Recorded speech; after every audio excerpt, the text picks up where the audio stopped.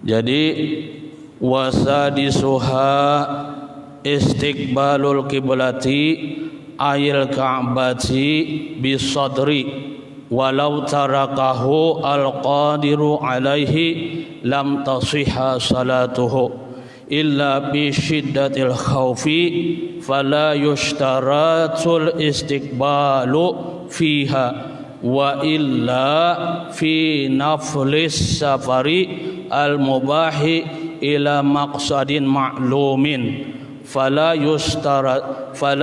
yushtaratul istiqbalu fihi illa fi ihramin mashin wa ruku'ihi wa sujudihi wa illa fi salatil rakibi fi marqadin wa illa fi ihramir rakibi fi ghairi ma zukira in sahulal istiqbalu fihi indal qudrati. Nah, kan situlah. Jadi ujarnya syarat-syarat sah sembahyang yang keenam ini yaitu menghadap kiblat ayil ka'bati yakni Ka'bah.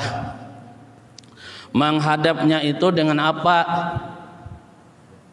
Nah, jadi bisalah menghadapnya itu dengan wajah saja yang dihadapkan, yang diarahkan ke kiblat tersebut. Bisalah wajah saja yang diarahkan ke bagian Ka'bah tersebut. Nah, jadi ujarnya menghadapnya itu bisadri dengan dada. Nah, dengan dada. Jadi bisa saja wajah ke tempat lain tapi dadanya tetap mengarah ke bagian Ka'bah. Nah, mengarah ke bagian Ka'bah. Misalnya kan kalau orang salam kan ngoleh ke kanan dan ke kiri, kadang mesti kan wajahnya yang menghadap ke kiblat. Nah, jadi dengan dadanya yang diarahkan ke kiblat. Nah, jadi kan di waktu orang sembahyang itu kalau salam bisa aja pertama mengarah ke kanan, kedua mengarah ke kiri. Berarti menunjukkan bahwa boleh aja mengarah ke kanan dan ke kiri. Nah, jadi menghadapnya bisadri dengan dadanya. Falau tarakaha al-qadiru alaihi lam tasihha salatuhu. Nah, jikalau misalnya orang ini meninggalkan menghadap kiblat sedangkan orangnya mampu saja dalam keadaan sehat, mampu saja untuk menghadapkan dadanya ke arah kiblat, dia tinggalkan, kada dia laksanakan untuk mengarahkan bagian dadanya ke arah kiblat tersebut. Nah, kayak apa? Misalnya seandainya yang seperti itu lam tasihha salatuhu, jadi kada sah, tidak sah sembahyangnya. Kada sah sembahyangnya. Orangnya mampu saja untuk mengarahkan bagian dadanya ke arah kiblat, kada dia arahkan, sahlah sembahyangnya. Lam tasihha salatuhu, ujarnya kada sah sembahyangnya. Karena menghadap kiblat termasuk syarat-syarat sahnya orang yang mengerjakan sembahyang. Jadi di sini ujarnya al istiqbalul kiblati. Ainiha fil qurbi, ujarnya. Jadi menghadapnya kiblat itu dengan ainnya. Fil qurbi, di waktu dekat dengan Ka'bahnya. Orang yang berada di Makkah orang yang berada di Masjidil Haram itu itu syaratnya harus menghadap kepada kepada ainnya. Misalnya Ka'bah itu diumpamakan orang, jadi harus menghadap ke orangnya. Orang yang salat di Masjidil Haram itu Makanya orang di Masjidil Haram tuh sembahyang kalau bagaikan di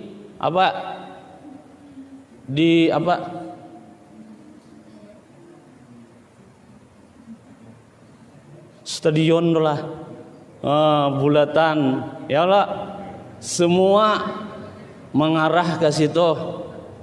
Kayak bagaikan stadion. Di Masjidil Haram tuh semua orang ngadap ke situ. Jadi karena orang yang di Makkah itu harus menghadap orangnya. Seandainya Ka'bah itu diumpamakan orang, jadi harus menghadap ke Ka'bahnya, betul-betul mengarah ke Ka'bahnya.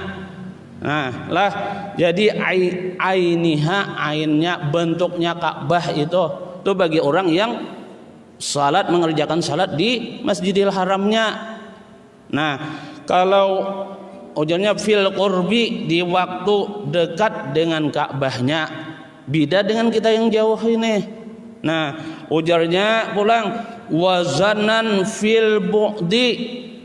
Sangka kuat bagi orang yang jauh jaraknya. Kayak kita ini kan jauh jaraknya dengan dengan Ka'bah yang ada di Masjidil Haram tuh. Jadi sangka kuat aja fil bu'di, di jarak yang jauh dengan Ka'bahnya tersebut. Jadi sangka kuat. Kemudian lagi fala yakbi istiqbalul jihati ala sahihi, ujarnya. Maka kada mencukupi istiqbalul jihati, menghadap arah jihadnya aja. Ini mengira-ngira aja. Bagi orang yang jauh mengira-ngira, iyakah di situ bagian bagian Ka'bah, jihad Ka'bah, iyakah di situ? Mengira-ngira aja inyane. Kayak apa itu? Bolehlah orang yang seperti ini mengira-ngira aja arah kiblat tuh di bagian situ misalnya. Ujarnya fala yakfi istiqbalul jihati alal sahihi. Jadi kadang mencukupi orang yang mengira-ngira aja arahnya kiblat itu. Jadi jangan kita harus zannan, sangka kuat bagi kita yang jauh ini tinggalnya dengan Ka'bah. Harus sangka kuat, yakin, jangan mengira-ngira aja arah kiblat tuh di bagian situ misalnya. Harus yakin bagi kita yang tinggalnya jauh dari Masjidil Haram tersebut. Itulah. Di sini juga padahkannya wa indana qaulun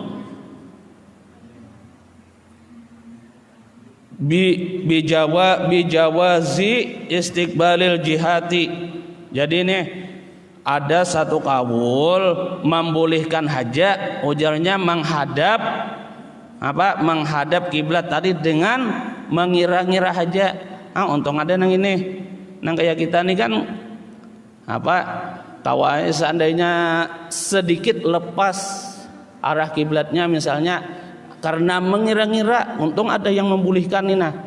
Ada satu kaul yang membolehkan menghadap istiqbalil jihati, ujarnya mengira-ngira aja. Tapi jangan terlalu juga melincingnya arahnya itu. Misalnya jauh benar melincingnya, hampir bermitir-mitir, itu lepas juga itu. Jadi mengira-ngira nih ukuran beberapa derajat aja melisitnya dari arah kiblat itu. Jadi ujungnya qaulun bijawazi istiqbalil jihati. Jadi ada satu kaul yang membolehkan menghadap kiblat itu dengan mengira-ngira aja. Wa illam yastaqbil aina, jikalau tidak terlalu pas, ujarnya jikalau tidak terlalu pas mengarah ke bagian Ka'bah tersebut. Boleh aja, untung ada yang membolehkan jadi kita misalnya sedikit aja lepasnya daripada arah Ka'bah itu, masjid atau musala kada terlalu dipermasalahkan. Nah, asalkan sedikit aja, jangan bermeter-meter lepasnya atau lebih. Nah, lah, tuh. Kemudian lagi kan menghadapnya tadi bisadri ujarnya, dengan dada orang yang mengerjakan sembahyang. La bil wajhi. Kada mesti juga ujarnya kan dengan mukanya, dengan wajahnya menghadapnya tadi. Fal iltifat bihi makruhun fakat. Jadi misalnya orang di dalam salat tuh, di dalam sembahyang itu selain salam, misalnya di dalam rokok di dalam duduk antara dua sujud kah, misalnya di dalam pas waktu berdiri kah, tapi dia menoleh. Nah, menoleh misalnya boleh aja bang, cuma dimakruhkan.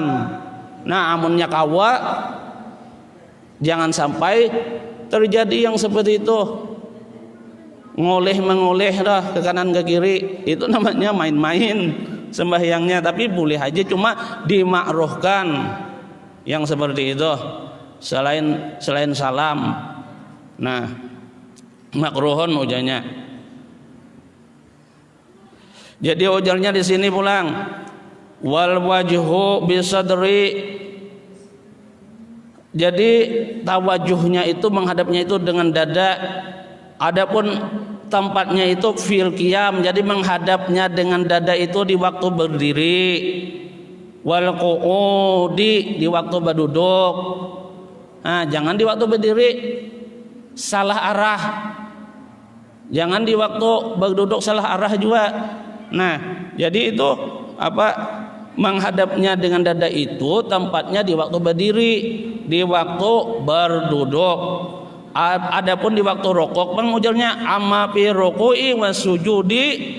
Adapun di waktu rokok dan di waktu sujud tuh pabi mu'zamil badani ujarnya. Itu badan ini mengasakan hanya Allah yang maha besar. Jadi di waktu kita rukuk itu, di waktu kita sujud itu, di situ kita tapakur kepada, merasakan diri kita ini bahwa yang maha besar itu yaitu hanya Allah yang maha besar di waktu sujud dan di waktu rukuk. Nah, itulah kita diri ini merasakan bahwa yang maha besar itu hanya Allah. Nah, kadada yang lain selain daripada Allah Subhanahu wa taala yang maha besar, yang maha perkasa. Nah, kadada makhluk yang bisa membandingi selain daripada Allah Subhanahu wa taala. Nah, gitu. Ingat di waktu rukuk dan sujud. Nah, jadi di waktu berdiri menghadap kiblat, di waktu duduk menghadap kiblat, di waktu rukuk dan sujud, di situ kita memikirkan bahwa yang maha besar itu hanya Allah semata-mata. Nah, di situ. Nih misalnya, pulanglah. Tadi kan menghadapnya tadi bagi orang yang kuasa menghadap kiblat tadi. Kayak apa? Bi khilafil ajizi. Kesalahan bagi orang yang lemah nang kada mampu untuk menghadap kiblat. Misalnya dengan sebab garing kah, kadada nang maanuakan nang mengarahkan orang yang sedang sakit ini untuk menghadap kiblat. Kadada orang nang mengarahkan. Nah, lalu kayak apa nih? Seperti orang yang garing, la yajidu man yuwajjihi lil qiblati, tidak ada orang nang menghadapkan, mengarahkan sembahyangnya orang nang garing tadi ke mana? Lil qiblat, ke arah kiblat. Kadada nang mengarahkan, wa yusalli bihalihi, maka sembahyang haja dalam keadaan yang seperti itu tadi, nang kada mengarah ke arah kiblat tadi, sembahyang haja. Wa yu'idu linudrati uzrihi. Nah, jadi apabila inya sembuh sembahyangnya dalam keadaan garing tadi, nang kada kawa untuk menghadap ke kiblat. sembahyang itu sembahyangnya sembahyang lihormatil waktu, sembahyang menghormati waktu. Nah, apabila ia sembuh, ulangi sembahyangnya. Wa yu'idu linudrati uzrihi, ujarnya sembahyangnya dikembali diulang. Karena yang seperti ini, sembahyang orang garing ini jarang saja ditemui. Jarang saja ditemui. Jadi diulang sembahyangnya. Jarang seperti ini orang tamui. Orang garing ini nang kada menghadap kiblat neh. Amunnya sembuh, amunnya kada sembuh kada apa-apa, kada dipermasalahkan, tapi amunnya sembuh diulangi sembahyangnya. Nah, habis kemudian lagi disyaratkan tadi menghadap kiblat. Bagi orang yang kuasa untuk menghadapnya, amun kada menghadap kada sah sembahyang orang tersebut. Kemudian illa fi syiddatil khauf, ujarnya kecuali sembahyang syiddatil khauf. Nah, sembahyang syiddatil khauf ini macam-macam ini caranya. Ada caranya di kitab-kitab yang besar itu masalah sembahyang syiddatul khauf ini khusus bab membahas masalah salat syiddatul khauf. Nah, apa maksud salat syiddatul khauf? Bi anna ikhtalatsa al-kufra bina, palam apa nang kada mungkin kita meninggalkan peperangan daripada orang kafir tersebut. La nutamkin, palam nutamkin min tarkil kital, ujarnya dengan bahwasanya berkaca apa orang perang apa berkacamuk apa kebanyakan orangnya di zaman Rasulullah itu kalau sering terjadi perang antara orang kafir dengan orang Islam, dengan orang mukmin. Nah, misalnya di saat dalam keadaan perang itu tiba waktu sembahyang, boleh sembahyang. Sekalipun kadang mengarah kiblat, ujarnya tadi melainkan boleh kadang mengarah kiblat fi syiddatil khauf, sembahyangnya orang dalam peperangan. Jadi boleh aja. Jadi ada caranya itu. Ada caranya. Misalnya yang di depan rukuk, kemudian barisan yang kedua bangkit dari rukuk kayak itu. Masih tetap dia berdiri. Kemudian selesai yang di depan, barisan di depan ini selesai, sudah apa? Bangkit sudah dari rukuknya, kembali berdiri lagi, yang di belakang baru rukuk, supaya tetap siaga yang di depan ini. Jadi kalau yang di depan ini rukuk, yang di belakang tetap siaga. Takutnya kalau orang menyerang dalam keadaan rukuk, tidak bisa untuk menahan serangan orang karena kada melihat. Nah, jadi makanya kayak gitu caranya. Apabila yang di depan rukuk, yang di belakang masih tetap berdiri. Apabila sudah yang di depan ini selesai, sudah sujudnya kembali kepada berdiri, yang di belakang baru rukuk. Nah, kayak itu kurang lebihnya masalah sembahyang syiddatul khauf itu bergantian. Nah, kemudian lagi jadi ujarnya fala yushtaratul istiqbalu fiha, maka kada disyaratkan menghadap pada itu kiblat, pada itu Ka'bah sembahyangnya orang syiddatul khauf. Kemudian lagi wa illa fi, inilah syiddatul khauf ini dulu contohnya. Contoh salat syiddatul khauf ini, salat banyak sekali contohnya di dalam peperangan, kemudian kebakaran. Misalnya kita dalam keadaan sembahyang, misalnya terjadi itu di dalam rumah kita atau tetangga kita kebakaran, sedangkan kita dalam keadaan sembahyang. Jadi boleh kita kadang menghadap sembahyangnya itu lagi ke bagian ke bagian arah kiblat. Nah, sembahyang orang Misalnya orang kebakaran rumah kita, jadi kita dalam keadaan sembahyang, jangan ampe sembahyang, teruskan saja. Nah, tapi arahnya kiblat nih kada tak arah lagi, bolehlah kada terarah lagi, kada apa-apa, karena itu sembahyang dalam keadaan ketakutan. Jadi boleh aja dalam keadaan kebakaran. Kemudian lagi di kampung itu ada orang gila misalnya.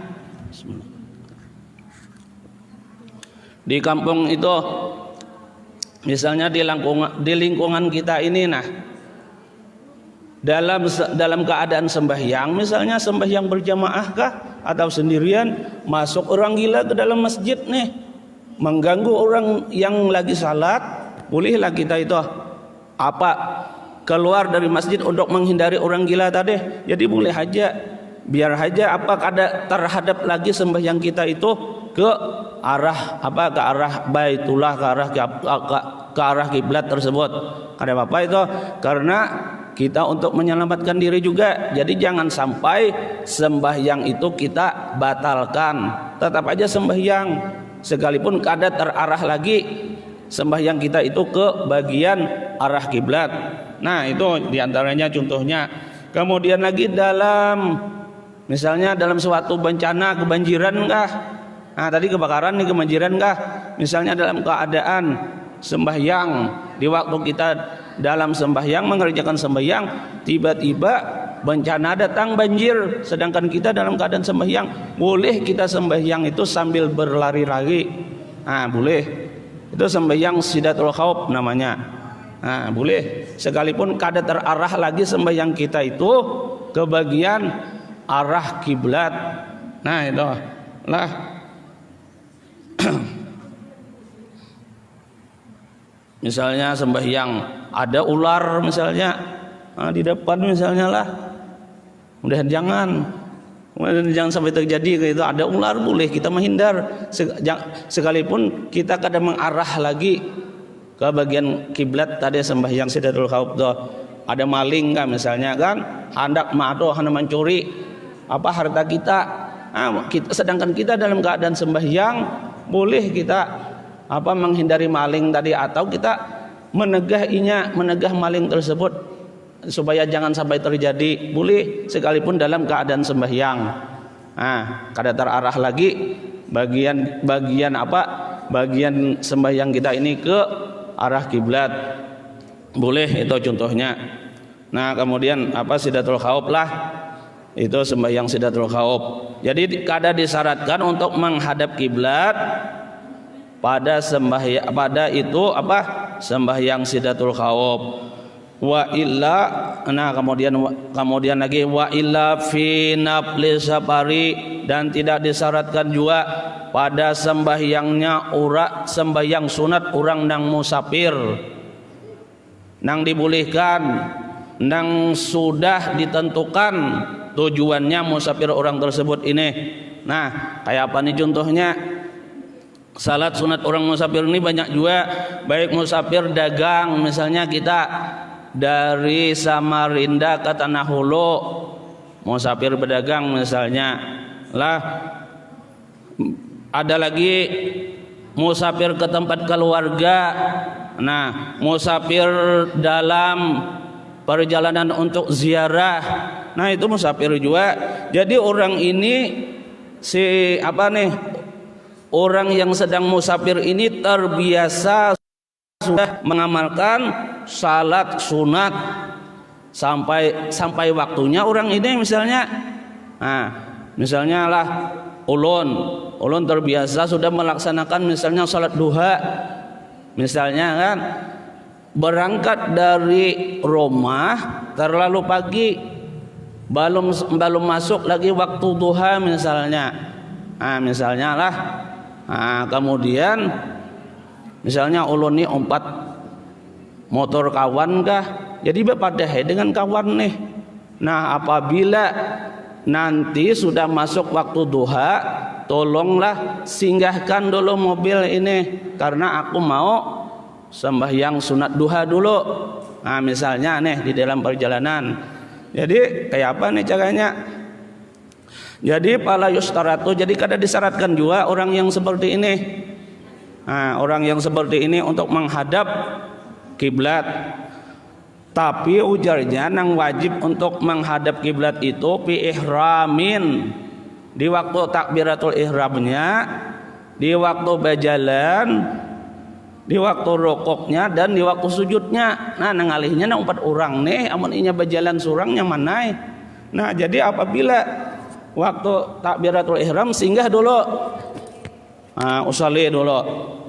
Nah, usalli misalnya lah, singgah dulu taksinya. Atau nih kita sendiri, yang nyaman nih kita sendiri. Kalau 4 ikut orang, permisi dulu sama supirnya, minta singgahakan. Terlalu rajin benar nih orang nih lah. 4 taksi. Jadi takbiratul ihram dulu. Nah, habis takbiratul ihram, baca ini nyaman panjang-panjang ayatnya nih. 1 kilo baru rokok. Jadi kada terlalu banyak singgahnya nih. Satu ayat nang panjang, misalnya Al-Baqarah baru rokok. Dan di waktu takbiratul ihram menghadap kiblat. Kemudian di waktu rokoknya singgah dulu, mampir dulu, baru menghadap kiblat lagi di waktu rokoknya. Nah, imbah rokok di waktu sujudnya, di waktu sujudnya juga rokok lagi. Habis rokok bangkit lagi, habis bangkit lagi jalan lagi, jalan lagi. Jadi 1 ayat lagi, surah apa? Surah Ali Imran pulang yang dibaca. Jadi 1 kilo baru singgah lagi nih orang yang seperti ini. Itu nyamannya surahnya yang panjang-panjang. Kalau yang pendek terlalu banyak singgahnya, sebentar-sebentar aja. Misalnya surah Al-Kafirun aja misalnya 5 menit dia singgah sudah. Jadi ini nang bagusnya orang yang seperti ini hafal Quran. Jadi bila 1 juz baru singgah mampir untuk untuk rukuk, untuk sujud. Karena sangatnya menghadap kiblat tadi pada takbiratul ihram, pada rukuknya dan pada sujudnya. Itu selain daripada yang itu kada disyaratkan untuk menghadap kiblat. Wa illa fi salatir raqibi, dan tidak juga disyaratkan pada sembahyang orang dalam kendaraan. Hari itu ada orang berkuda, kalau orang naik unta, ada di situ misalnya tempat duduknya. Jadi itu kada disyaratkan juga untuk menghadap kiblat bagi orang dalam kendaraan, nang berkendaraan toh. Cuma wa illa melainkan disyaratkan ujarnya pada takbiratul ihram juga ini.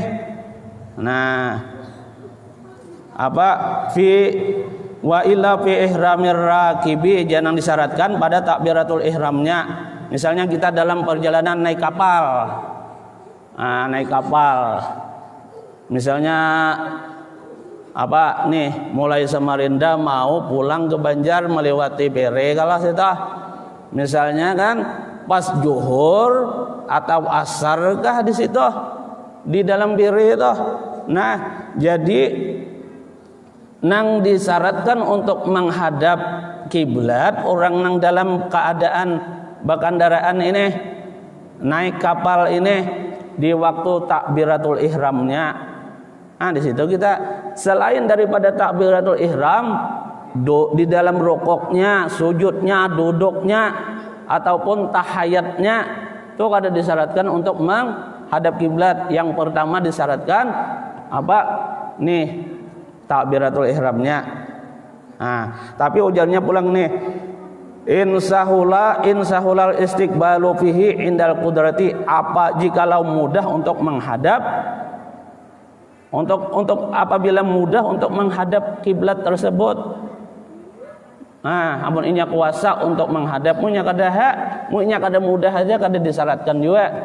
Amun inya mudah aja, jadi disyaratkan untuk menghadap kiblat di waktu kita takbiratul ihram. Amun inya mudah aja. Nah, tapi ini mudah sebagai ta'anai lah. HP di dalam kantong ada, kalau di HP itu ada, kalau anunya aplikasi apa mengarah kiblat. Ada kalau. Jadi ini mudah tarosai mencari di HP kan dapat kemana arah kiblat. Itu.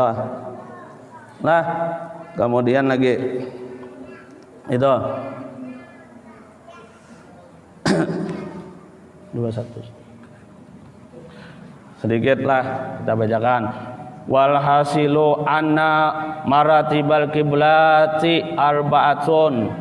Nah, jadi kesimpulannya nih bahwasanya martabat kiblat itu ada 4. Martabatnya kiblat itu ada 4. Yang pertama al ilmu binafsihi.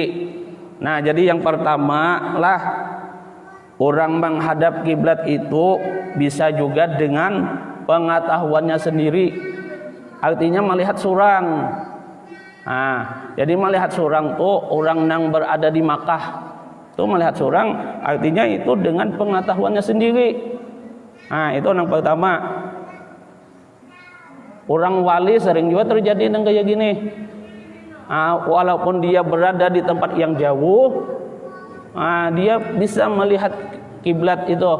Contohnya Syekh Muhammad Arsad, waktu Sidin pulang dari Mekah ke Indonesia, itu terjadi di daerah Jawa. Mampir Sidin situ, karena Sidin mampir salat di masjid tersebut. Ujar Sidin, nih masjid ini arah kiblatnya kada pas, ujar Sidin. Kurang lebihnya kayak itulah kisahnya. Kada pas arah kiblatnya. Sedangkan orang di situ bau umuran sudah menghadap kiblatnya kayak itu masjid tersebut. Pas Sidin datang mampir di situ, salat di situ, Sidin memadahkan bahwa masjid ini kada pas arah kiblatnya. Nah, Syekh Muhammad Arsad Datuk Lambayan dah. Ini orang wali nih melihat Sidin kiblat, arah kiblat sekalipun dari jarak jauh. Kada percaya orang. Kalau ija kada salah, kalau nya kada khilaf kisahnya, ujar Sidin kalau kada percaya lihat doh, ujar Sidin. Sidin tunjuk, baru orang percaya bahwa arah kiblat itu kada pas, meleset arah kiblatnya. Nah, ini orang wali dengan pengetahuannya sendiri.